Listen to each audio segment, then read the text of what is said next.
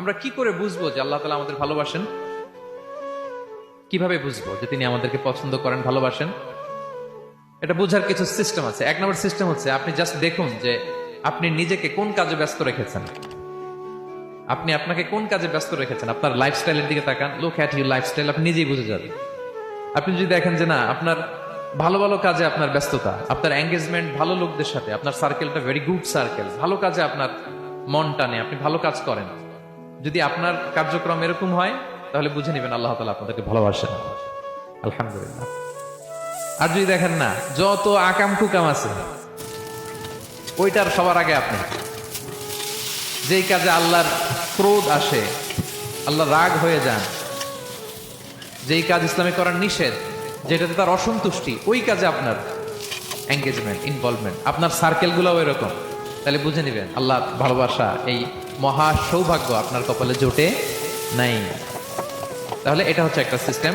আল্লাহ আপনাকে ভালোবাসেন কিনা এভাবে বুঝবেন যে আপনি নিজেকে কোন কাজে ব্যস্ত রেখেছেন, একটু দেখুন, আপনি মিলাতে পারবেন। 2 নম্বর পদ্ধতি হচ্ছে এটা বোঝার যে তিনি আমাকে ভালোবাসেন কিনা, সেটা হচ্ছে পৃথিবীবাসী আপনাকে ভালোবাসে কিনা এটা একটু দেখেন। এই পৃথিবীর ভালো মানুষগুলোর কাছে আপনার একটা গ্রহণযোগ্যতা আছে কিনা এটা দেখেন। এটা দেখলে আপনি বুঝতে পারবেন। সহিহ মুসলিমের একটা ছোট্ট হাদিস শেয়ার করি। রাসূল সাল্লাল্লাহু আলাইহি ওয়াসাল্লাম বলেছেন যে ইন্নাল্লাহা ইযা আহাব্বা আবদান দাআ জিবরিল ফাকালা ইন্নী উহিব্বু ফুলানান ফাআহিব্বা। আল্লাহ তাআলা যখন কোনো বান্দাকে ভালোবাসে, তখন তিনি জিবরাইলকে ডেকে বলেন, হে জিবরাইল, আমি আমার এই বান্দাকে ভালোবাসি, তুমিও তারে ভালোবাসো। ফায়ুহিব্বুহু জিবরিল, জিবরাইল আলাইহিস সালাম তারে ভালোবাসতে শুরু করে। শুধু এখানেই না, সুম্মা ইউনাদি ফিস সামা, তারপরে তিনি আকাশে একটা অ্যানাউন্সমেন্ট করেন। ফায়াকুল, তিনি বলেন যে ইন্নাল্লাহা ইউহিব্বু ফুলানান ফাআহিব্বু, ও আকাশবাসীরা, ও ফেরেশতারা, আল্লাহ তাআলা তার এই বান্দাকে ভালোবাসে, তোমরা সবাই তার ভালোবাসো। তখন ফায়ুহিব্বুহু আহলুস সামা, গোটা আকাশবাসী তারে ভালোবাসতে শুরু করে, মানে ফেরেশতারা।